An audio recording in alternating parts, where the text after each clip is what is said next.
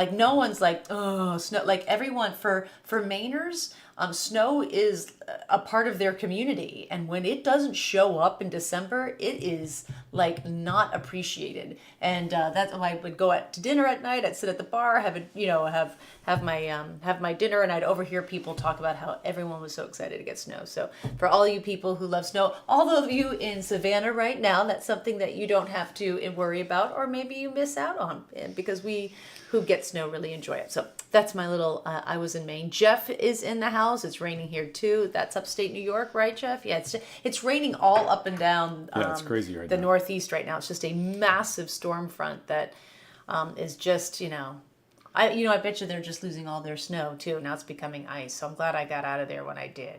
Who else do we have? We got a full house watching Pacific on Facebook. Grove, California. Wonderful. Just outside of Savannah. That's Joyce Dixon. Claxton, Georgia. New Hampshire in the house. All right, Jessica. Did you get snow? Southern New Hampshire got snow. The coast did. I think inland, strangely enough, may not have gotten snow. It was a strange storm. So I have a question. What's your question? Who got to see our first episode of season 7? Anyone see it yet? Darwin, Australia? Our opener, our premiere? Really excited about that. Really excited. Yeah. It's interesting. That was our last episode physically shot. We shot it in September. Yep. And to have this quick of a turnaround is very hard for our crew, especially for our editors. And everything that needs to go into pushing that out, it takes months and months to edit a show, and we didn't have that. So it was really great to get that out. I hope people enjoyed it. Darwin is a place that feels just at the edge of the earth, and even people in Australia haven't been to Darwin. Regina saw it. Thank you, Regina. Thanks, Regina. So it's really cool being in like Melbourne, Australia, say. And when people say, well, where are you going next? Where else are you enjoying Australia? And we would say Darwin. They're like, Darwin? Wow. We've never been to Darwin. And everyone wants to go. So it's a great, really cool destination, because it's so unique. And I think more and more the world is travelers are trying to find more unique places that the crowds aren't just flocking to, because there's, as you can tell and as you've seen in the news, people are traveling big time, and places are crowded, they're over touristed, and the whole kit and caboodle. And so that Darwin is one of those really special places that is not of this earth, is so unique, so, oh my gosh, exotic, and really just a really unique place to go, and you have it to yourself. I'm curious, Mark, how you've seen the first 2 episodes, because the second one hasn't even been posted to PBS yet. Curious, because I thought you said last week you already saw the Darwin one and it hadn't been posted either. So it's. Where are you seeing these, Mark? Tell us. Are you on the inside somehow? Are you bootlegging? Is this like a Matrix thing? Are we gonna have to send over somebody? Yeah.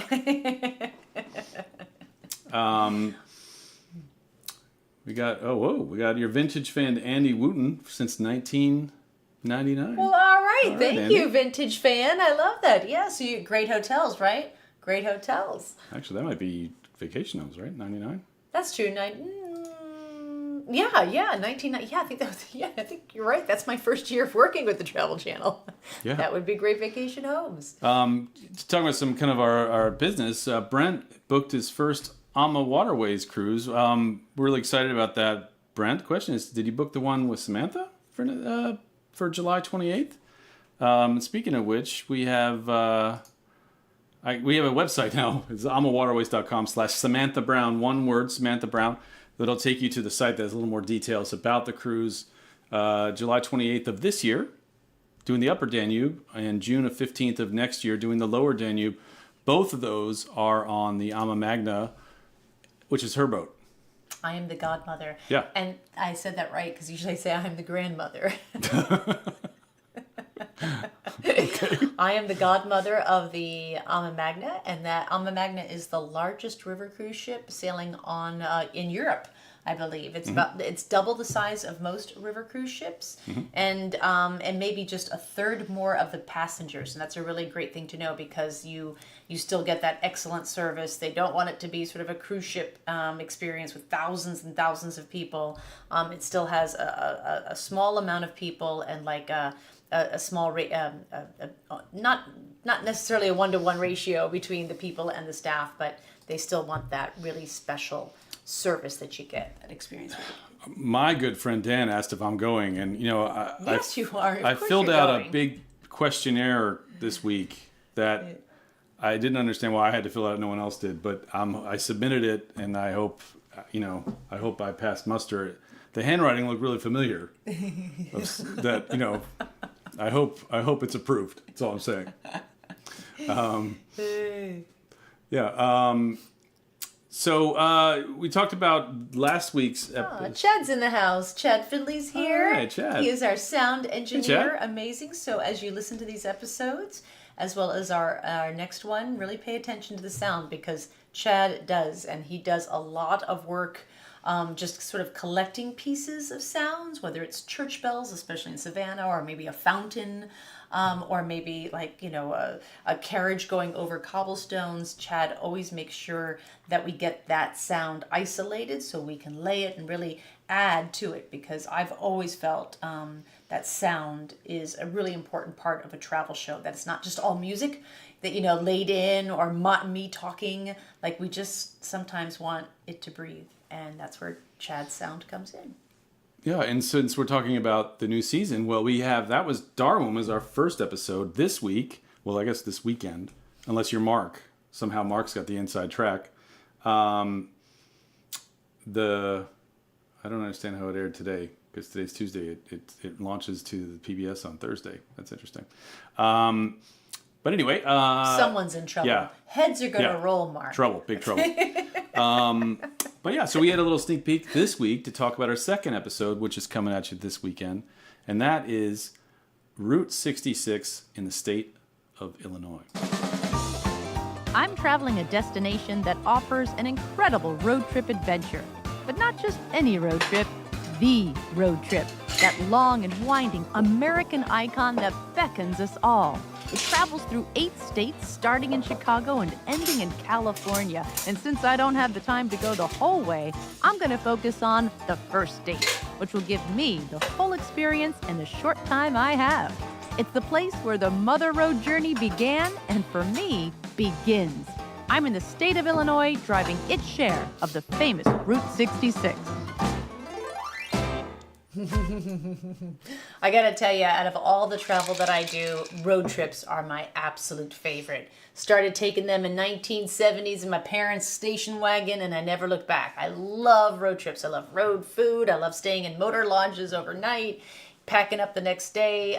So you're gonna really, I feel like, sense that in the episode, how much I just love driving. I love driving and being on the road and just going from town to town, city to city, and it was a fantastic experience. Yeah. I've never, I've been to Chicago, Illinois, and so that's about it for me in the state of Illinois. So it was wonderful exploring that state and really getting a very different perspective, depending on who you are, what you do, of how you experience the road, the Mother Road. And so I'm really excited for everyone to see it except Mark, who's already seen it. Yeah.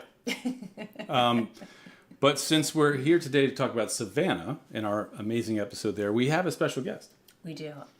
We have a special guest, and a lot of people here know him. Mm-hmm. I gave it away. Him. Mm-hmm. You know who it is now. Mm-hmm. It's him. It's him with a capital? No, not a capital H.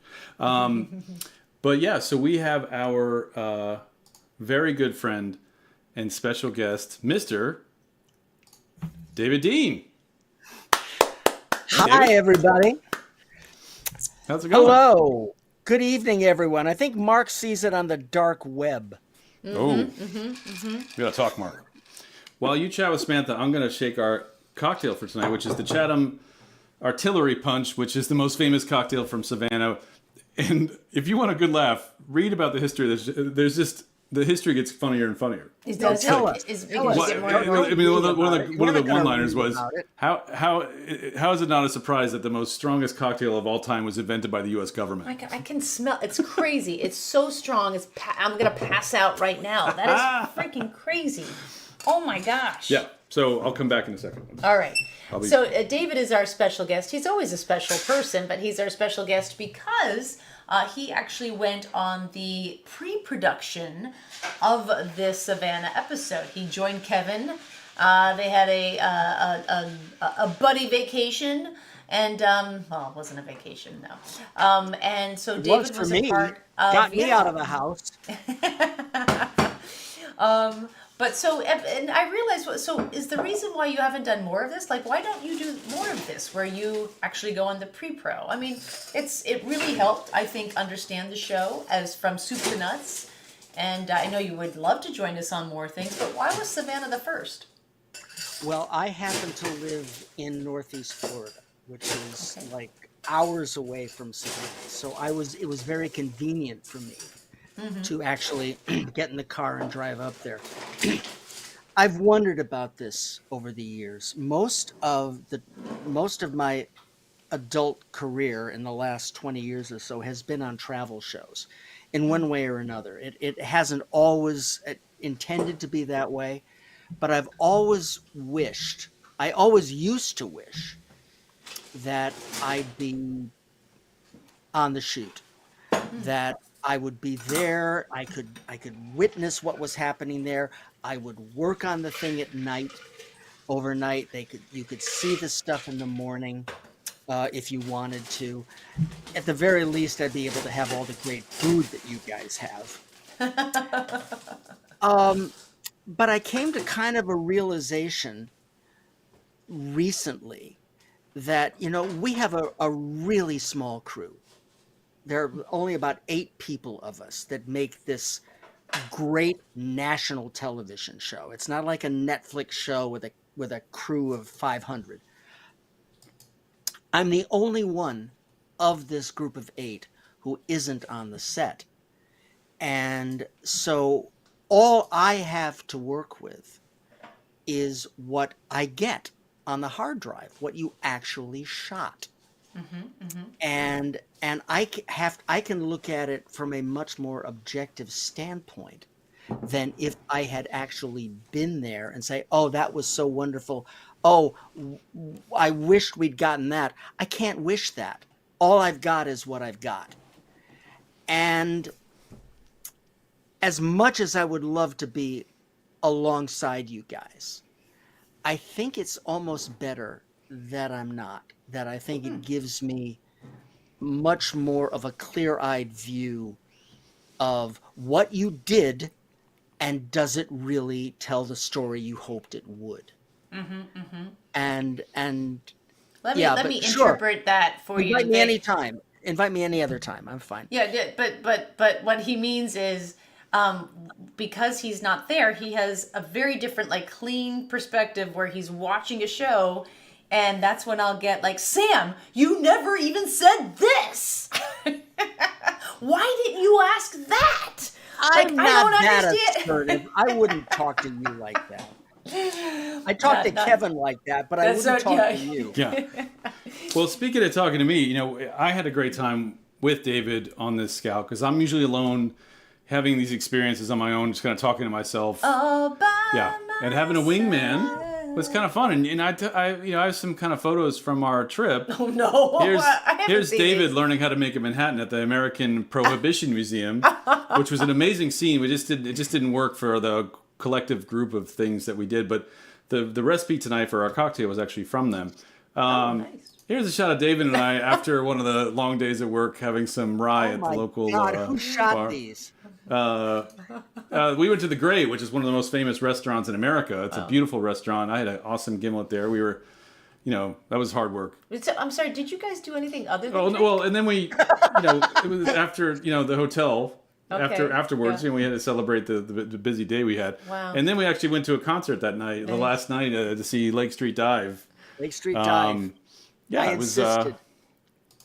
So we worked really hard. Yeah, we did. Yeah, we worked really hard. It was great. Yeah. Anyway, before we move on to the show, this is the Chatham Artillery Punch that was supposedly George Washington was involved in. It goes all the way that far back, and it's like a bottle of brandy, a bottle of bourbon, a bottle of rum, 3 bottles of champagne, put in a horse bucket with ice. And the funniest, again, the history of this, the funniest thing I saw was they used to let the women make it sensibly. And then whenever the women went around, the men would put another bottle in the punch bowl. Cheers. rum bourbon. I put a and crushed champagne? ice. Yeah, I put crushed ice, so it's got a lot of water in there. Gosh. I will be slurring the rest of this. This is about 2 alcohols too many for me. Yeah. Wow. That's, Red wine. Well, you know what? That is very refreshing. yes, it's not bad. It's a punch. Yeah. What? Cindy, where is it? Someone's commenting on this. We have so many people saying, David, we're so excited. You don't see this, David. We have this whole No, I great don't. list of Yeah. wonderful questions and people chiming in. And looks like Kevin and David were trying to create their own version. Yeah. Wolfpack. So which one of us is Bradley Cooper? Neither of us. Both of us are the guy left on the roof, I think. Yeah, so anyway, we had a great time, David and I, scouting the show. It made a lot of sense to have David as our special guest because Didn't the whole he bar was know there. who David was? David knew everybody at the hotel bar when I arrived. Yep. It's Yeah. Give true. a fan favorite. Yeah. They were fabulous. So, do you want to get started? Yeah, let's get started. All right. I love this show. I know. I love it's a this great show. episode. Yeah. I love it. One of my favorites. I'm Here at we a go. destination that everyone loves. An elegant city where the Spanish moss drips, and historic squares that are just off a vibrant riverfront.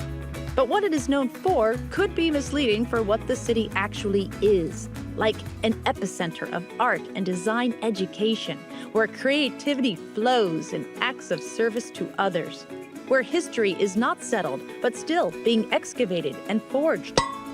It's where strong acts of leadership got their first start and still flourish today. I'm in Savannah, Georgia. I'm Samantha Brown, and I've traveled all over this world. So we shot the Savannah episode in April, mid-April of 2022. We shot it right after we were in St. Augustine. So we did those back to back, which was really nice place to be.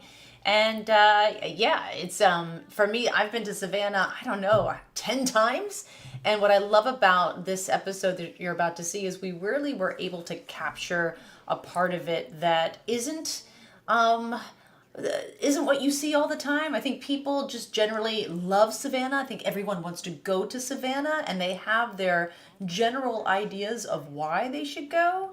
And yet, I feel like, and I'm sure David and Kevin agree because of all the drinking they accomplished and we got this beautiful show, is that in the end, we really showed it for the strength of the people that are just some of the strongest, most innovative, at the forefront of history, of progress that I've ever met. And I think we really showed it for a city that's not sort of just so preserved, and you'd go to preserve history. You're really seeing how history is playing out now and the people who kind of put it in motion. So I hope that makes sense. I've had one sip of their drink, which has 22 alcohols in it, and there's just going to be some diminishing returns with me tonight. It's colonial Long Island iced tea where it's just everything Yeah, exactly. poured in a bottle.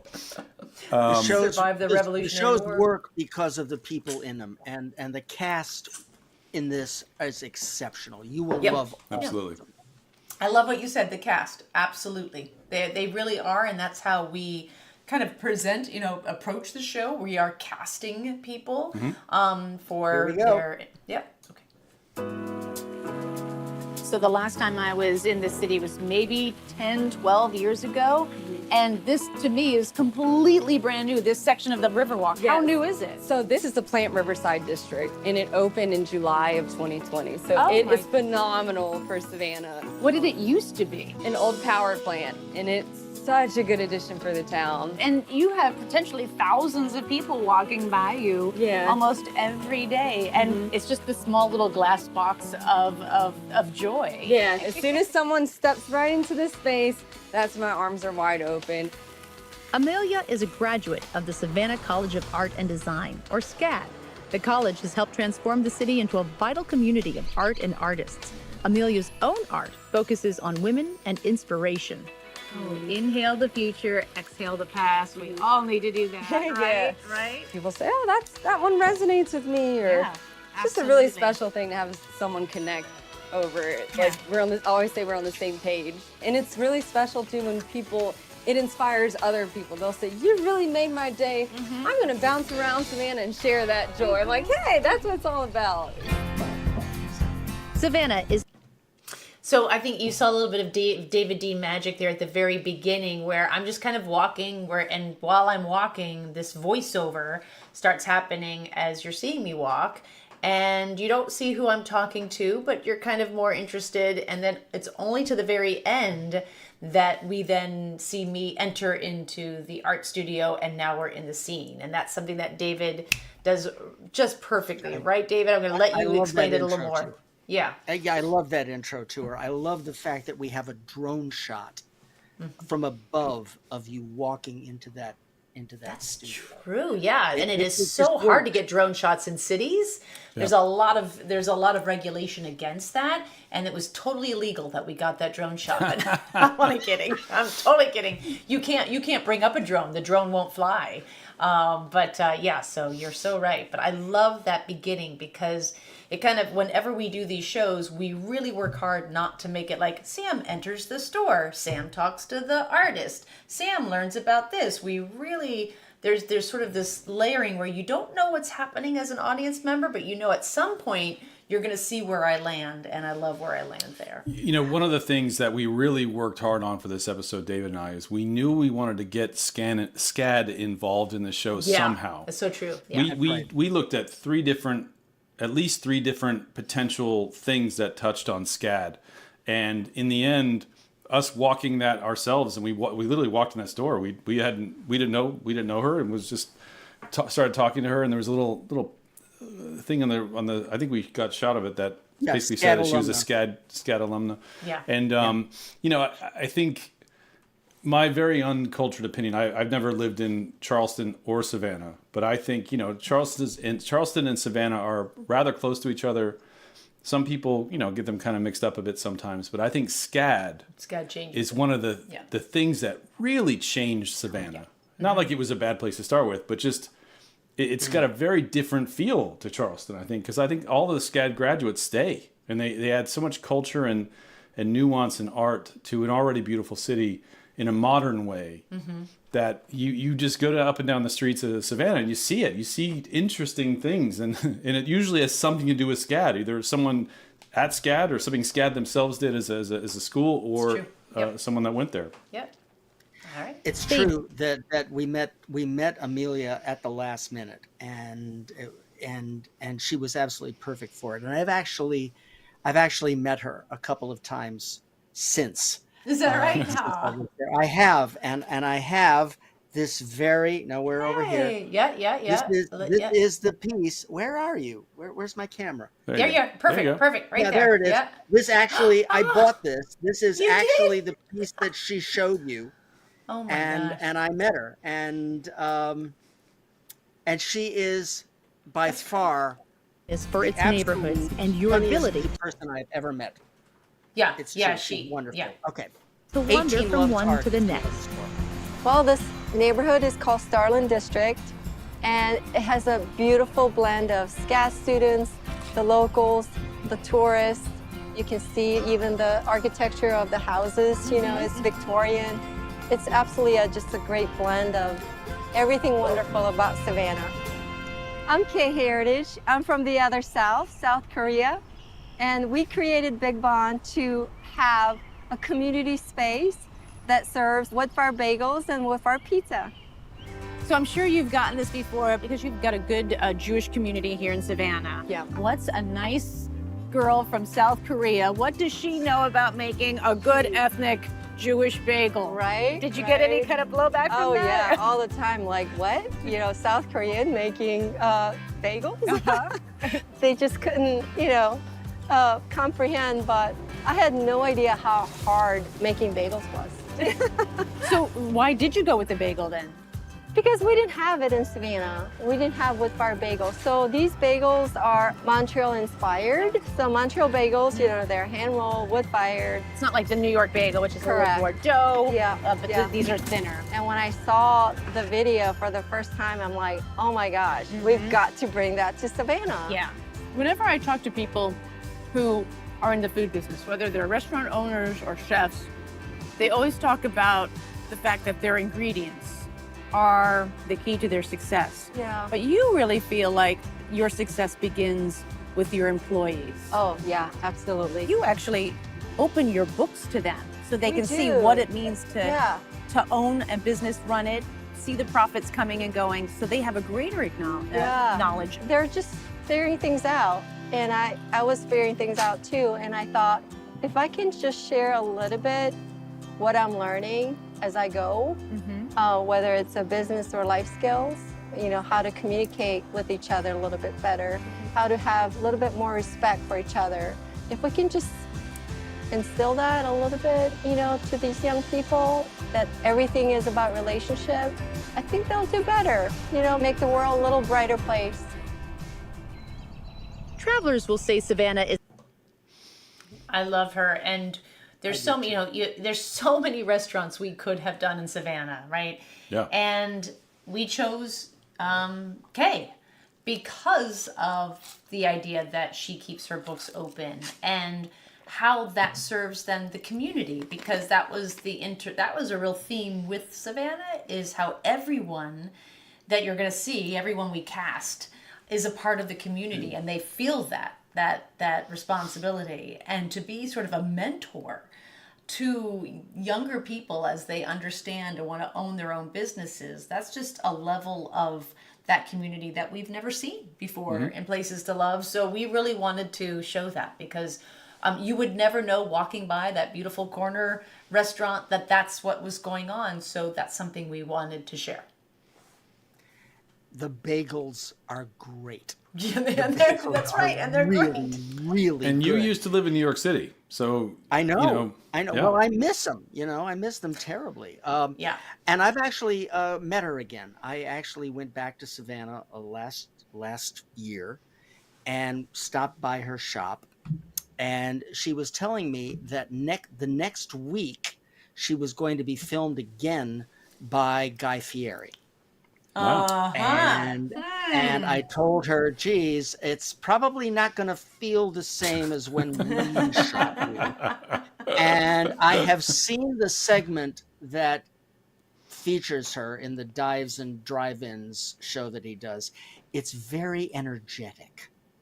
Sure, I will that's say him, no yeah. more. Yeah, It's very energetic. That's their brand.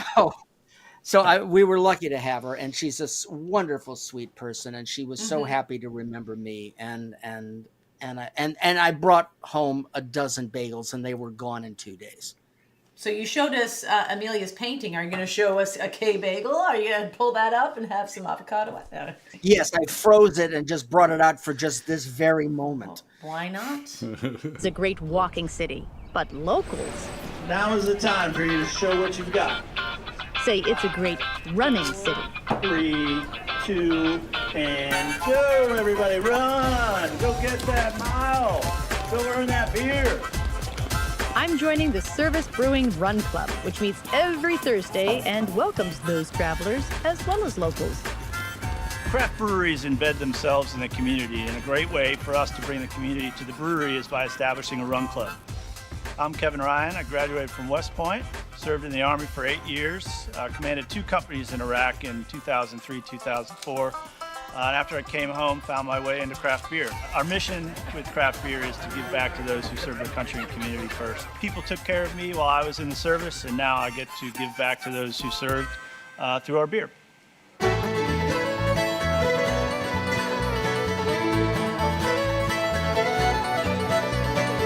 And if you run the mile, Kevin treats you to a beer. Service Brewing started only 10 years ago when Kevin's partner in life, Meredith, gave him a home brewing kit on Valentine's Day. 2 years later, they founded the brewery together. One thing I have found in talking to a lot of people like you is it's never about the beer. It's about what that beer does in terms of increasing a community. And what you do is so unique as well. Absolutely, yeah. So a portion of every pint we sell is going to a charity that we're focused on at that time. We've done dog rescue charities. We've done veteran-owned farms. You've got a pint of beer here, so you just donated $1 to charity. Nice. Everything that's in this tap room is an homage to my military service and others' military service. So Meredith listened to the stories that I told her about my military experiences and put them into representations that are humble but recognized. The walls up here are parachutes because I was in an airborne unit in Alaska. The containers, I lived in a 20-foot container in Iraq for 7 months, so we decided that she wanted to have the beer come out of the containers. She commissioned 22 artists to make patriotic-themed tap handles for us, and so that is our tap handle project. All unique, one-of-a-kind pieces of art that honor people's service, but also honor our artists and their commitment to the military as well. Even though this is very veteran-centric, the idea that we all serve in some way is really promoted within this brewery. Like, how do you serve? And people can write. Yeah, people don't give themselves credit. I'll be over at the board and somebody will be reading it, and I was like, well, what have you put on the board? They're like, oh, I'm not a veteran. It's like, but you are serving your community. Yeah. You've done things that are helping others, and they probably just don't recognize it or give themselves credit for it. Right. You're having an impact, and that's all we need. And then you have those folks that have their bumper sticker on their car that says a bad day of fishing is better than a good day at work. Yes. Well, no matter how bad the day, we have cold beer.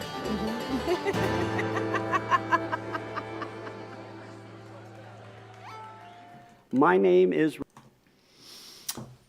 Yeah. I mean, obvious, like that. Yeah. When we found out, what we always want to put in some sort of drinking scene, and we're always, aware of the fact that we don't want these things to get redundant. We want there to be a different angle, a different perspective into a beer scene. We know craft beer is huge, but okay, how else can we show it? And he was just fantastic. Kevin, it's what he does, and in giving back to veterans and the military and how he served. I do want to point out, whenever there is a couple, he and his partner Meredith own that together. We want the other partner to be on as well, and she did not. So we always were like, we got it, you got it. But we always extend the invitation to both people who own it, and you will, maybe it's not surprising. There are a lot of people like, heck no, I am not going on camera. Yeah. And so Meredith was there, but we didn't show her, and I got to talk to her, and she was wonderful. But what they are doing is exceptional. And and then we also highlighted the fact that Savannah has all these run clubs. Like, they're very run centric. It's a run centric city, and there's run clubs everywhere. And so that was kind of a cool thing to show as well. Yeah, and I think, it's a brewery, but we're not really talking about the beer. It's about the people, the passion, and what they do. And adding the running thing was a fun element to it. Because I remember I had so many questions, like, so what happens? Do we drink and then run? Is it like a beer crawl? What? Is it a race? It's like, no, everyone just kind of goes off. Group. And it's like, and there's like a half a mile loop, there's a mile loop, there's a 2 mile loop. Yeah. And then what happens? Like, everyone gets here and they drink a beer, and it's it. Like, okay. And then when I saw the footage, like, that's exactly what it was. Yeah. So it's basically a camaraderie while running. And then drink. Go back a few seconds if you can. Oh, all right. Speaking of drinks, we have our 2-drink minimum here for our part-time comedian, Rabbi. Is that what you want, just to start the scene cold, Dave? Yeah, sure. I just want to go right to him. Yes. Well, no matter how bad the day, we have cold beer.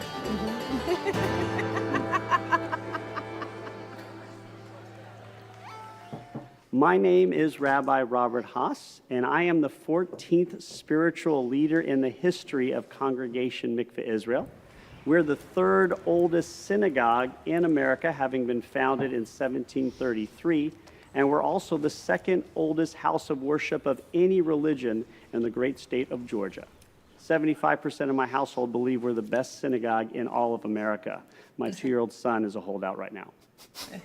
The largest group of Jewish immigrants to the New World, to the colonies, came here to Savannah. By far the largest. I mean, we think they'd heard about what was going on with Oglethorpe. Okay. He was very open to different people of different religions, very open to people basically of everything. They received 100% full rights. From the moment they got here, Jews have always had full rights in Georgia, which is almost unheard of. Right.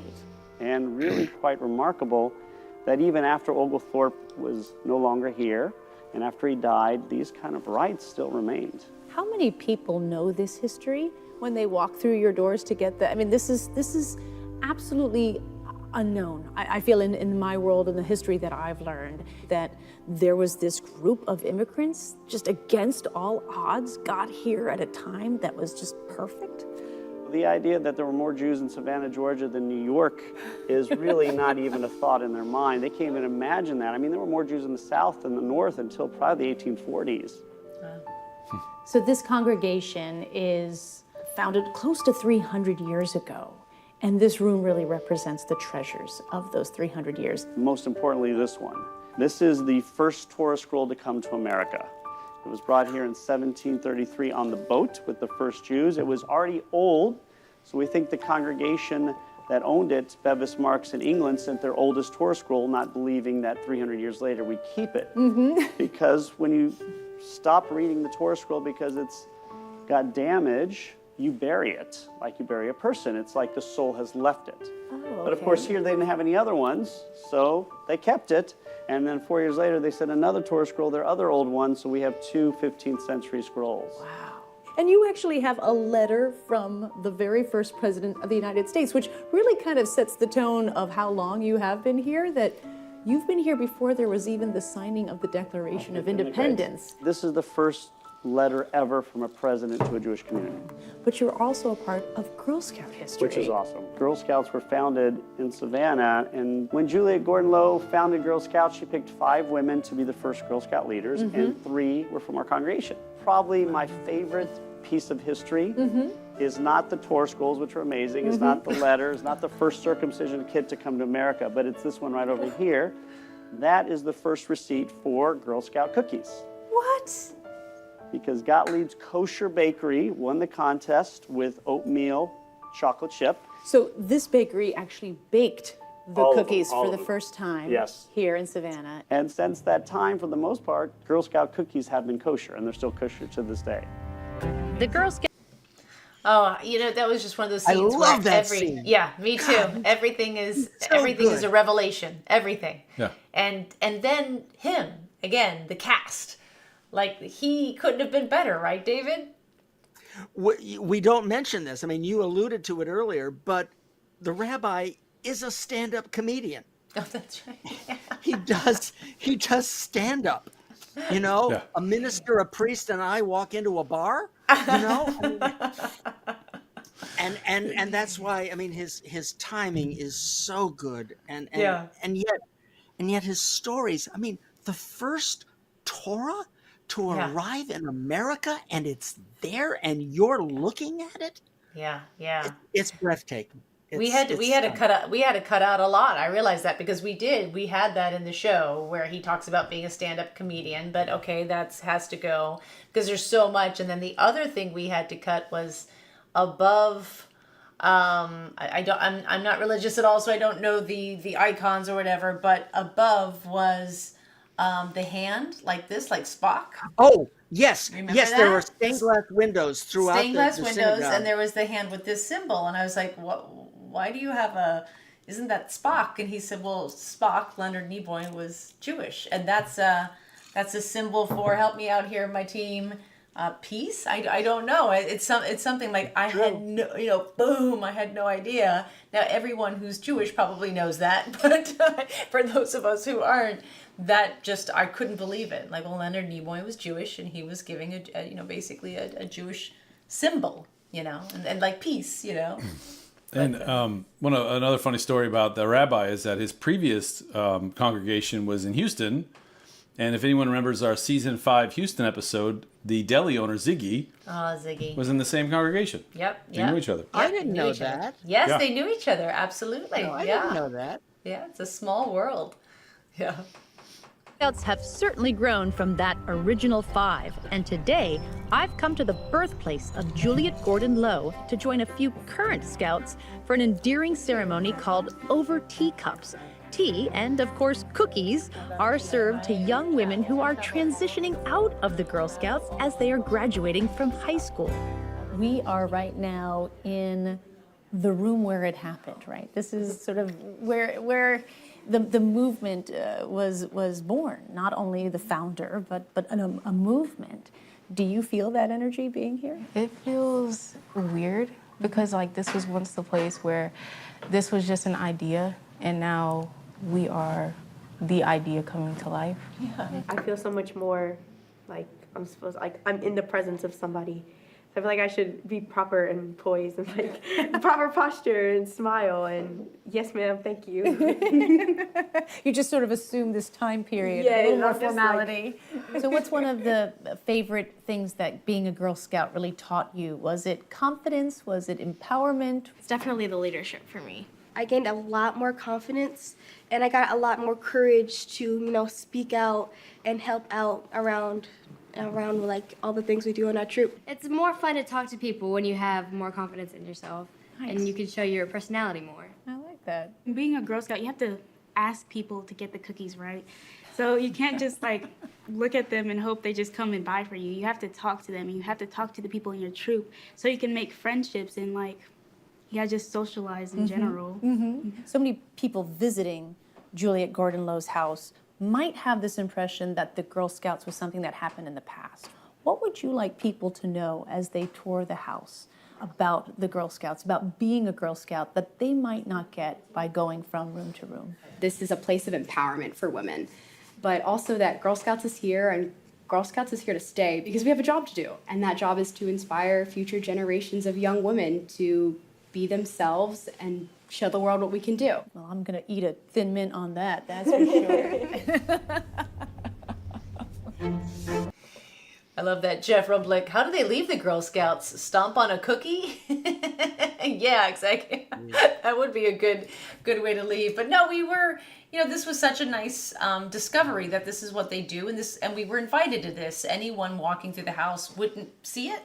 And usually this is sort of not normal for us that we show things that not everyone gets access to. Yeah. But one thing that we realize is that every single person who goes to Savannah visits the Juliet Gordon Lowe house, and wouldn't be an amazing knowledge to understand that this takes place, and how wouldn't that sort of infuse and inform you now to go back, because everyone goes back to Savannah as well, right? You always return. And I love that. I loved understanding from girls themselves what this group meant to them. And yeah. I mean, I'd say that this scene might be one of my favorite Yeah, I agree. scenes. That the idea of it when David and I were there scouting is that, How did you find out that they did this? This I is a had no museum. idea. There's a museum there, but we wanted what happens in that museum for the Girl Scouts. Yeah. And they're like, well, we have the ceremony. We don't do it like every day on the hour kind of thing, but for special occasions and the right kind of, again, I don't know how you book that, but a troop will come in and have this moment that they've done their whole career in Girl Scouts to the point they're transitioning out, and they're allowed to have that moment in the place the Girl Scouts was formed. And what does that mean to them? Mm-hmm. And so again, David and I are, two guys just kind of talking about this. It's just this idea, like we want to foster that kind of conversation. And then I remember seeing that footage and was like, it's exactly what we were hoping for. It's such a beautiful scene. We were brought into, Kevin and I went and met some of the people from the Girl Scouts. And we were just chatting and talking about what could we do. And they brought this up. They brought up this tea ceremony. Yeah. And we both perked right up about this. But the thing is, we didn't know who was going to show up that day, who they would pick to be in that group. And they were wonderful. They were all wonderful. And I, as an editor, I made absolutely sure that everyone had something to say. Exactly. In it, which was kind of tough, which was kind of tricky because sometimes, it was just maybe a phrase, but everybody in that room says something on camera. And and we just didn't know going into it what the scene would be. But the Girl Scouts, the people who chose them, delivered. Sam, my gosh, you are so relatable to them. They all spoke to you and felt comfortable with you. And you're right. It's a wonderful scene. Yeah, love it. So our viewer Allison Bentley is posting some nice links. If you go to the comment section, with just a little more detail about the Juliet Gordon low birthplace. I want to call something attention to the next scene. I want to point out something to the next scene. Okay. This is sort of these behind the scenes inside baseball sort of things. There's a scene in the next scene where we're in the basement of a house that's being renovated and will become a major part of the history of this house. It was still under construction, and all we had were 2 shots of Samantha and the woman she speaks to, and they're wide shots, and there's duct work hanging down over the thing. And Sam in her notes said, is there any way that we can get out of this, that we don't have to show these 2 frankly unattractive angles? And something the woman said, and I'm sorry, I've forgotten her name. We're going to find it out in a minute. She said something that led me to come up with what I think is a phenomenally lucky transition between 2 different areas of the house. So I want you to pay attention to that. It's nice. Coming up near the end of the sequence. Awesome. All right. Every visitor to Savannah loves to just walk the streets, admire the homes, imagine which home we would buy if we could live in one of these homes. And we owe all of that daydreaming to this house right here, the Davenport house. Because without the saving of this home, we would see none of this. None of this would have happened, correct? That's right, you're exactly right. In 1955, the Davenport house was a beat-up old apartment building, slated for demolition. But there were 7 Savannah ladies who were working together to save the old city, and so they decided to buy the property for $22,500. They took up a collection amongst their friends and neighbors. They formed Historic Savannah Foundation in 1955. The saving of this house began the first effort of the organized preservation movement.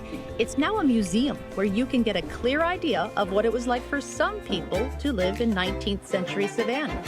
But you also can't help remembering that Isaiah Davenport originally built it in the antebellum South and how he had it built. I would say that every house built before the Civil War was built with African-American labor and with black hands. This city is all about those craftsmen, Davenport, but also the enslaved workers, as well as free people of color that were skilled builders. Currently, the museum centers on the upstairs living spaces, but downstairs, a new exhibit is being created that will allow the Davenport to broaden their history telling. Well, this is a revelation to us. This was our gift shop and office space for 50 years. In the past few months, we've taken out the false walls to reveal the history that we didn't know about. And so this area is going to talk about primarily the people who lived here, the 13 enslaved workers of Isaiah Davenport. We have a hearth. We never knew where the cooking hearth was. You never knew this was here? No, it's behind a bookshelf for years and years and years. And so we've also got another part of this above ground basement where we can talk about life when people, the enslaved household, were teaching their children how to survive in the enslaved institution, as well as spirituality and things that were beyond their enslaved labor. I love it. And the way that you're sort of excavating the walls, you're excavating a history and letting that come to life once again. It gives us lots of opportunities to tell a richer and fuller story about this house and about the city. Very nice edit there. I love that. That's the one. That's the one. Beautiful. Yeah. Beautiful. Wow. Yeah, I think for us, I've been back. I've been back there since. It's not. A year ago, it still wasn't quite ready, but it looked a lot. It's coming around. Nice. Yeah. You know, I think for us, we were looking for just a little deeper than just old house renovated. Rich people used to live there. This is what it looked like. Mm-hmm. It's more just about the work that foundation did to protect these homes and continue to be able to tell these stories. Because, you know, I think if that was torn down, who knows what Savannah would look like today. And they're still telling stories. I think that's the rich part of Savannah. They're still telling their story, and they're still learning about it. And there's always more history to tell, which leads us to our next scene. Yeah. I've heard of Pinpoint oysters, but you may not realize that Pinpoint is an actual place just south of Savannah, and that's where the oysters were harvested and processed. Those facilities have recently been transformed into a museum, which also highlights the vibrant Gullah Geechee community, whose emancipated ancestors from nearby barrier islands founded Pinpoint in 1896. My name is Gail Smith, and I'm a historical interpreter at the Pinpoint Heritage Museum. My great-great-grandfather was one of the original founders of the Pinpoint community. I still live here today. So they're newly emancipated, and they live just over there, but they settle here. Why did they choose this spot? You know, I believe it was a revelation. The old folks believed that God chose this land especially for them, and they also believed that this land was made for them because the only way you could have gotten to these properties were by boat, okay? And they believed that water is soothing and it's supposed to relax you and calm you. So they believed that all that intertwined with them having this particular property. They were very smart. I mean, this is a beautiful spot. It is beautiful. And I would imagine being isolated was something you'd want to be at that time after surviving what they did. And that protection really allowed this culture to thrive to the point where now we can experience it ourselves. Is it hard to have a museum like this that sort of puts your culture out there and you have visitors who kind of come in and have no idea what even Gullah means? It took us a while to warm up to it. Of course. Now people are coming down that road and they're from all over the world. They are so excited about Gullah Geechee people and how self-sustaining we are and were for so many years and not relying on the outside world for little or nothing. Yeah. Now in this room, there would be 4 tables set up in this area. And the ladies would clean the crab and they would then start picking the crab. Okay. And they would pick crabs in the spring and the summer, oysters in the winter months. But in this building, you could have anywhere from 30 to 40 people working in here, women working at one time. Wow. Every single woman that worked in here was Gullah Geechee women. You see some of the pictures that are on the walls. The ladies would sit there all day singing gospel songs and picking crabs in this room right here. The men would build the boats, and they call them bateaux, which is just a French word for boat. Flat bottom. Flat bottom boat. But we had a couple of men in Pinpoint that actually knit the crab nets, okay? They started off with the crab nets, and then later on they went to the crab trap. My name is Isaac Martin Jr., and I am called the Net Man. Right now, it'll take me almost 30 minutes to knit a crab net, maybe 20 to 30 minutes. But during the young days, I could knit in about 15 minutes. I love it here. I've been here 74 years. I don't want to go nowhere else. The Gullah Geechee believe that spirits were captured nightly in indigo bottles like these and released with the sunrise. This bottle tree at the museum was forged by a local artisan blacksmith named Gilbert Walker, and I'm meeting him at a nearby waterfront restaurant called The Wild. It's oyster roast night, and Gilbert is ready for it. He's brought his portable forge with him, and he's showing me how he makes his signature cobra-shaped oyster shuckers from iron railroad spikes. For Gilbert, this work is personal. I look at it as part of my DNA. I was born and raised here in the South amongst the Gullah Geechee people. And I used to ride horses with the City of Savannah Police Department.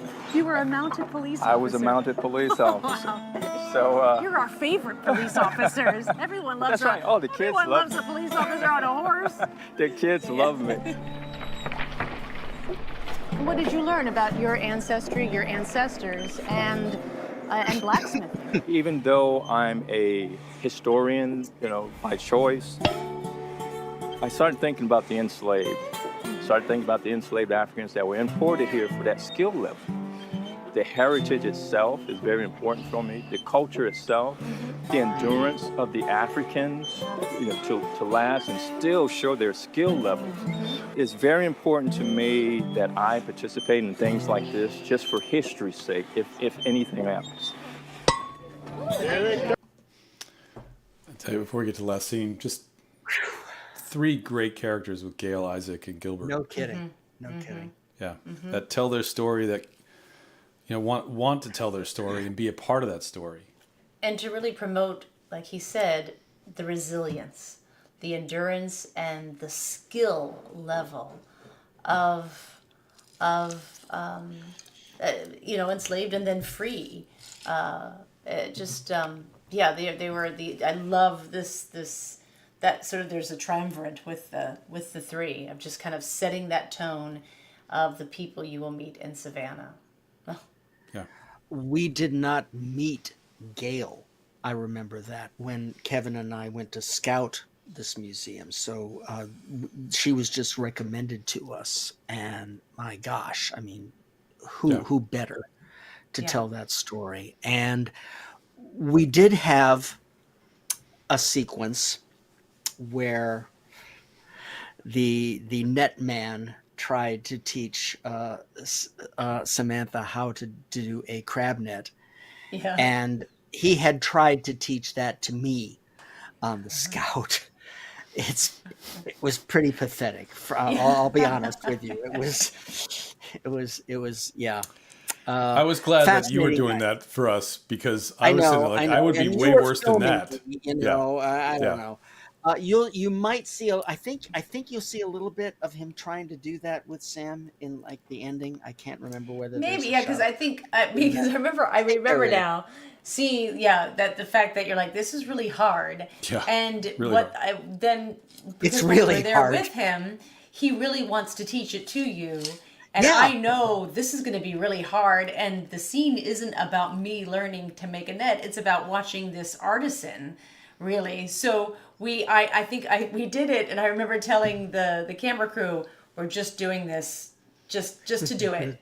But don't shoot it. It doesn't matter. It's all about him. Keep your camera on him, because it is not about me. And what he's doing is so amazing. And that happens a lot, where I'm like, this is not about me. So I make sure our camera team knows you don't have to get a lot of because they'll go in and get my hands, and they'll really focus on me.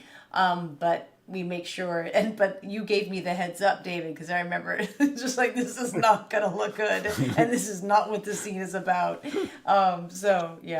Yeah. And then later, I mean, in the scout, Kevin and I went to Gilbert's workshop, and it's way beyond. It's way beyond the cobra-shaped oyster shuckers. He does he's an artist. Extraordinary work, just incredible. Well, he did that bottle. He did the bottle sculpture. Yes, he did. Right. Yes, he did. I mean, that.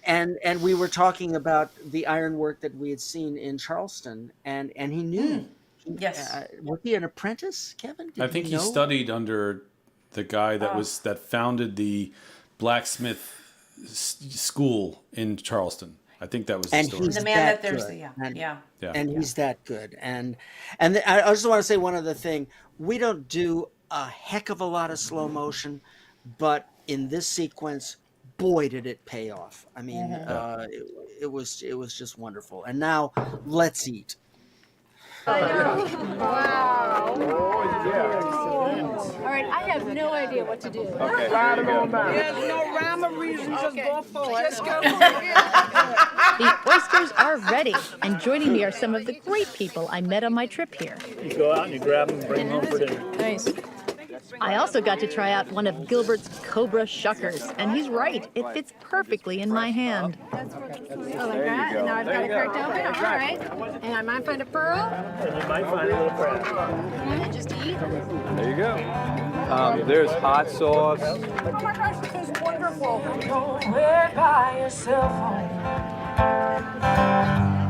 you should just go to sleep. Cast down the lemon and horseradish. Do you eat crabs? I eat the crabs. I eat the crabs for sure. You can't get a better setting than this right here. Being here at this restaurant, this view, this weather. Oh my gosh. This is like Thanksgiving.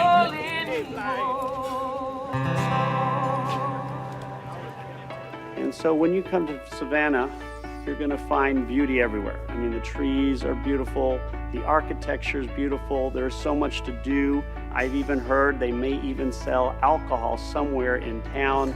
Not sure, but I think so. And of course, people love to come here because it's a very walkable city. These squares are like a green necklace throughout the landmark district. They're quite pleasant and on a human scale. It's always moving with creativity, and it's fascinating. People from all over the world, just the different things that people are talented with, it's inspiring on its own. We want to show the talents. We want to get back to the dignity of these people, because before they were enslaved, they were family members. People who had everyday lives just like anybody else. But, you know, it's an incredible place because it's so welcoming, and it has been. And my wife has been very supportive. She said, you know what, if you want to move to another place, that's wonderful. Just come and visit me and the kids here whenever you want. When we interact with courage and leadership from all ages, when we enjoy strong communities built on creativity, when our connection with the past is through the passion of people today, that is when we share a love of travel. And that's why Savannah, Georgia is a place to love. I love this show. I love this episode. Gosh, that's fun. Yeah. Wow. I think we talk about leadership and service, and that's such a theme in the city. I don't know. Yeah. Yeah, absolutely. And I think people, so many people who told me, like even from Savannah, like I had no idea.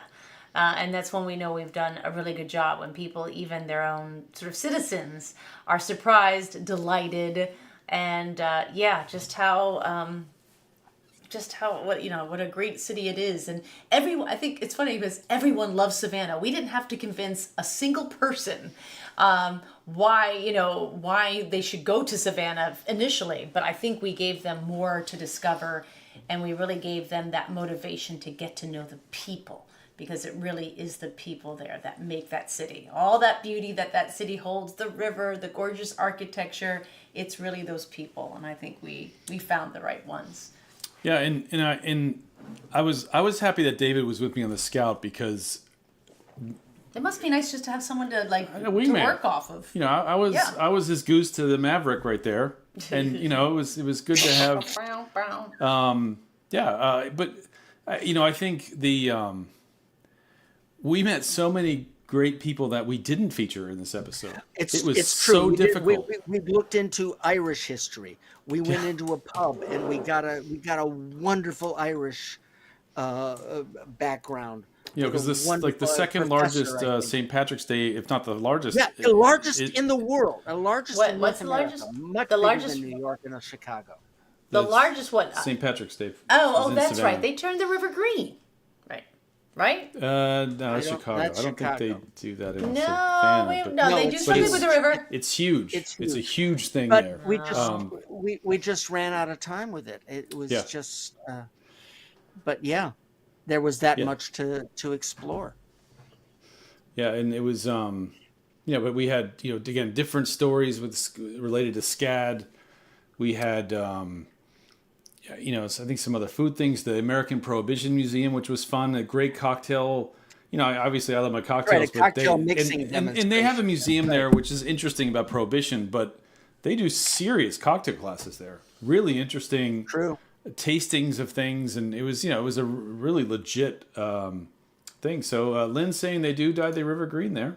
That's We know we don't. We don't visit Savannah. Says we don't. Oh. Visit Savannah. Well, I guess. I guess So you're Lynn- the. Lynn, But I the think- fountain. The fountain is turned green. Where's Visit Savannah? So maybe it's this one. Weird. The Fountains are fountains. green. That's what. Okay, so maybe it's yeah. Okay.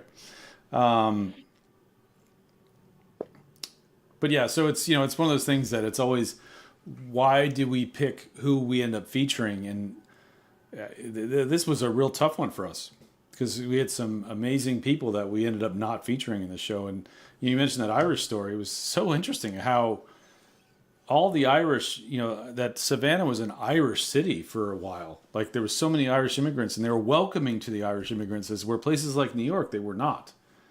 And they all came from Wexford, Wicklow, I think. But it was just really, really interesting. Had a great time there. Great time hanging out with David. The team at Visit Savannah was so helpful for us to put find us those in people. front of the Yeah. right people, Yeah. and just to I loved them meet as all. many people as we they were could. Huge, good people. I loved them. Cindy's asking a question: how many hours does it take to edit and put together an episode? Oh, about 3. 3 hours. Yeah. I guess about a month altogether, because we get the footage. I have to look at it. I have to get familiar with it. I want to be familiar with the footage as much as I can before I actually sit down and do it. And then Sam will write a script, or maybe she won't. Maybe there isn't one. But bullet points, things to follow. And our first cuts are significantly longer, are always significantly longer than what you wind up with, because our shows are typically about 23 minutes of material. And that doesn't count the opening, the teaser, all the commercial breaks, the end titles, all that. About 23 minutes is all we've got. And so to whittle that down from the first cut, which could be like 32 minutes, and just, okay, here it is. Here's all the good stuff. What can we lose? And it hurts sometimes. I mean, it truly hurts to take out stuff that we know is great. Yeah. So it is the collaboration between mostly the 3 people you're looking at right now to get that down to the 23 minutes that it winds up. And then my job is not only to do that, to get the whole picture and the thing together. I have to pick all the music, and I have to cut all that in to the right time. I put all the sound effects in that they're supposed to sound like they're really there. Oh, there's a clue.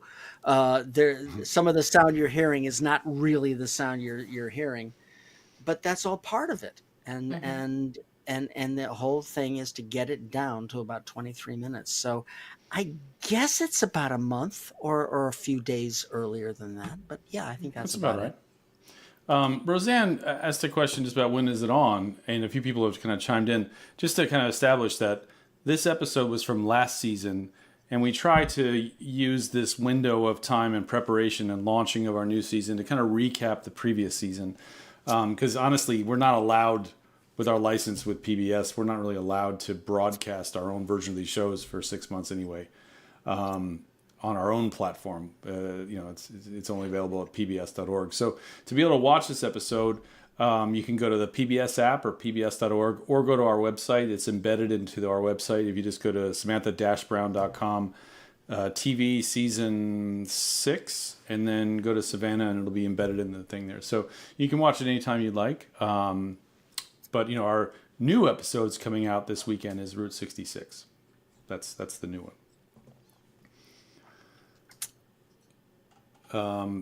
David, just Michael Devane was at the show. We could have done a little high five. Yeah, we were in the back. That was, I tell you, that was the first. You know, it was the kickoff of their tour, of their tour, and I wished we weren't all standing. You know, I am not a very tall person, and I was just doing this most of the time, listening to Rachel and Bridget, and but it was a wonderful show, and yeah. And I tell you, that was March of 2022. And that was the first concert I went to in years. You know, it was still kind of a little weird. Band. You didn't know the band either. I not well, but I knew some of their songs. Well, that's a good one. Because we could talk about where we stayed. This one? Yeah. Vera. Neat places to stay in Savannah. There are, and actually the team stayed in a really great hotel called the Thompson, and it was right along the river on more east. So away from the plant side, going east towards the ocean. You didn't really? say that? Thompson? Oh, I thought you said that they stayed there. You stayed. We all stayed there. there. Okay, I thought you said. Yeah, and it was a reasonably really new hotel too. Right? So it's a whole new area. So that's why I wanted to point that out to you, Vera, because a lot of times some of those hotels, especially the really historic ones, fill up. Maybe they're out of your price range, but there's some really great new hotels going in right there along the waterfront of that river, and highly recommend the Thompson. Really beautiful views. I would just sit there and watch all the big shipping containers go by, which is so cool. It's just such a neat, great bar up at the roof. Loved it. Overlooked the whole city. So great place to stay. David, Lisa Burton was asking, is that the? Oh, wait. Yeah. I know you. Wait a minute. The David? Wait a minute. Are you from Travel Channel days? That Lisa Burton? Who used to show up on the... Oh, like the forums?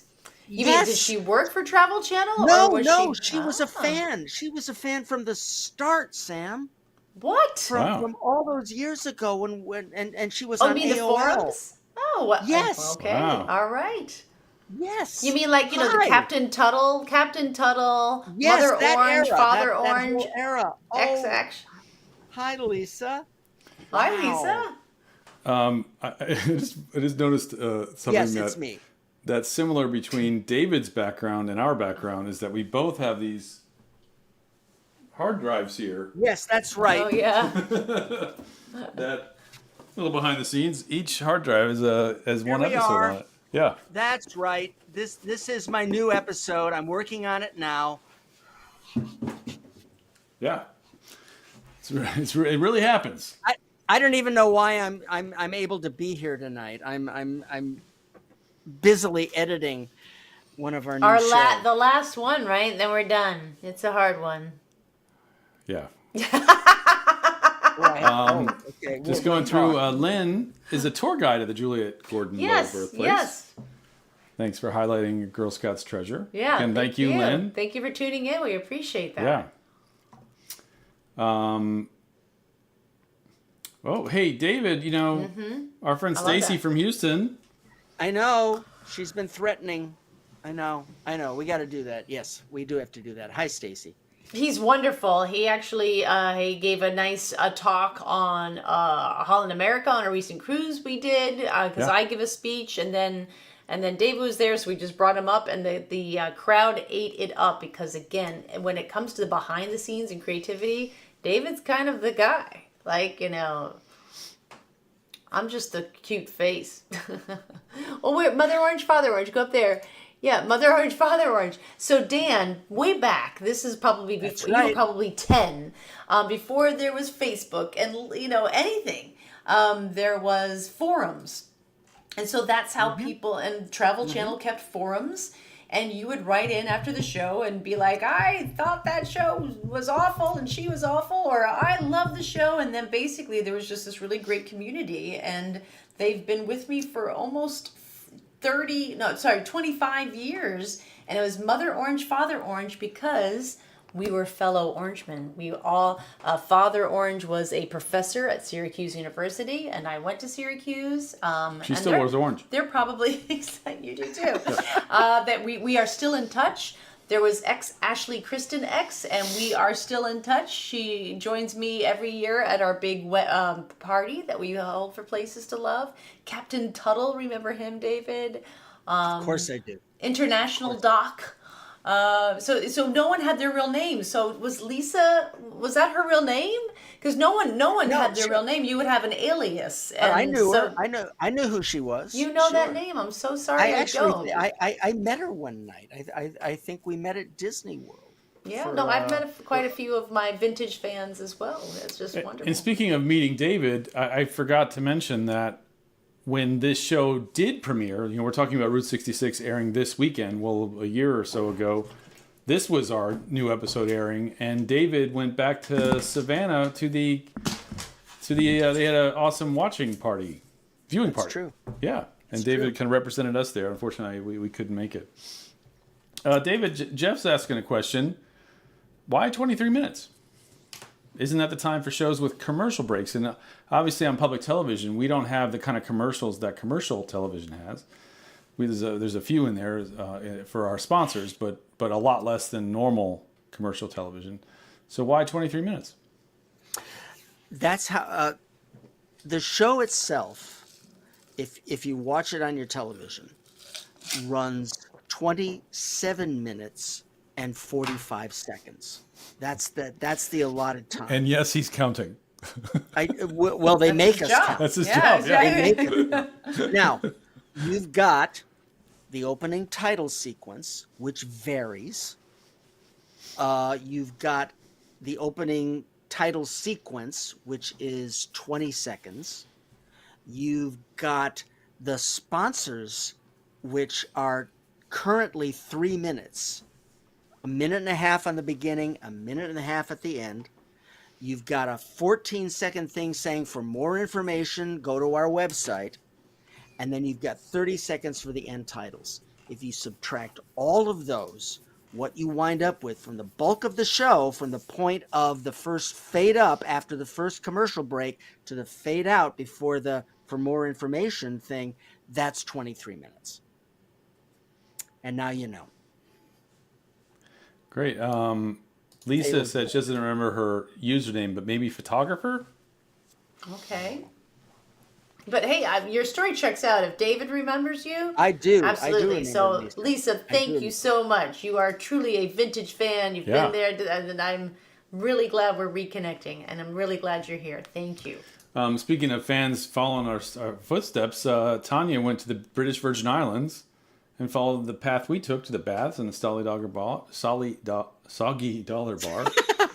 Too many non-painkillers Tell us about right that here. cocktail, Kevin. Yeah. And said hello again. I assume Glenn was the bartender, perhaps, at the Soggy Dollar Bar. One painkiller in, and I'm not going to remember. Yeah. My God. So what's next week? So next week we have our this is one of my favorites. California road trip. Yep. So like I said, road trips are my favorite. It is my absolutely favorite way to travel, and I think you're going to just see a little extra bounce in my step in these episodes because I love being behind the wheel. I love losing my crew. they're back there in the other car. I'm just listening to my tunes as they're getting the drone shots. You had a sweet ride there. I did have a sweet ride. I wasn't a big fan of electric cars. I'm just going to tell you right now. I'm a manual. I grew up in the 70s. My dad taught me how to drive stick shift in the 80s, and I just never looked back. And it's weird having a car where you have this big screen that I think is totally distracting. Listen, I know we're all going to go the way of electric cars. I'm for electric cars and what they're going to mean to the earth, but I just didn't. I don't know. Yeah. I like a good stick shift. Yeah. And I can tell you that they shot the California road trip. She shot the California, and the very next day went to the Emmy Awards, which I was there. That's for. True. Yep.